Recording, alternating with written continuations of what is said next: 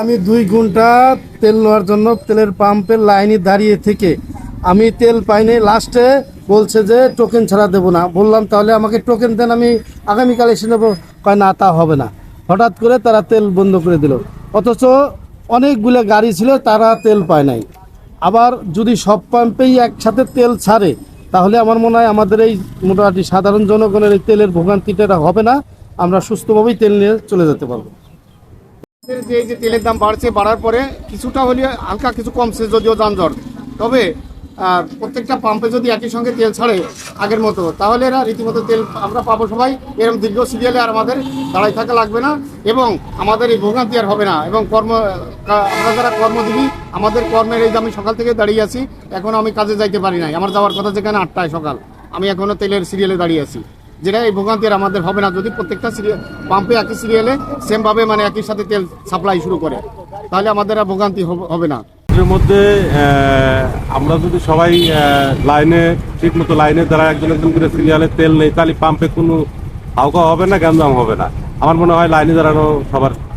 আজ আমরা অকটেন সরকারি নির্ধারিত মূল্যে বিক্রি করছি 140 টাকা, আর আমাদের ক্যারিং খরচ আছে 1 টাকা 90 পয়সা। এর জন্য এখন আমাদের রাজবাড়ী জেলার অকটেনের রেট 141 টাকা 90 পয়সা, আর পেট্রোলের রেট 136 টাকা 90 পয়সা, ডিজেলের রেট 116 টাকা 90 পয়সা।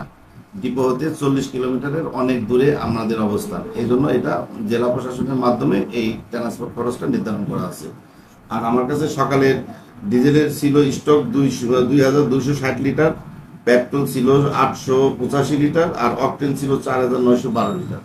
আজকে আমি আরও এই পাম্পের জন্য 13,500 লিটার তেল পেয়েছি। আমাদের আরও একটা পাম্প আছে, তার জন্য 13,500 লিটার তেল পেয়েছি, মোট 27,000 লিটার তেল পেয়েছি। তো 2 দিন পর্যাপ্ত মাল পাচ্ছি, কিন্তু ক্রাইসিস কোনো রকমই দূর হচ্ছে না। ক্রাইসিসটা একদম কৃত্রিম এবং মানুষের তৈরি ক্রাইসিস। এই ক্রাইসিসটা আমরা মানুষরাই এটাকে সমাধান করতে পারি, কিন্তু আমার মনে হয় না যে মানুষ সেভাবে কাজ করতেছে।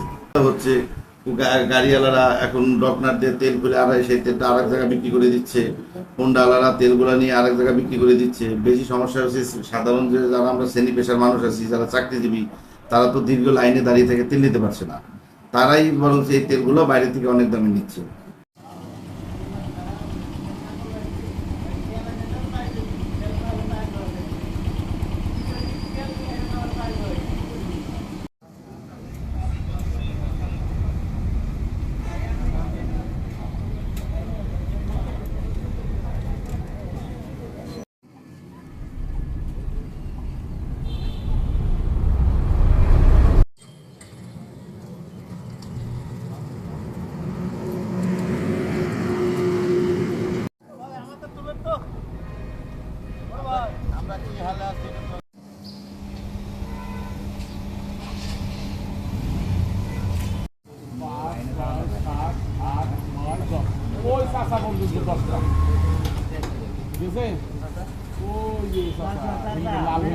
ট্যাগ অফিসার কে? ট্যাগ অফিসার এখন কে ভাই? ও আচ্ছা।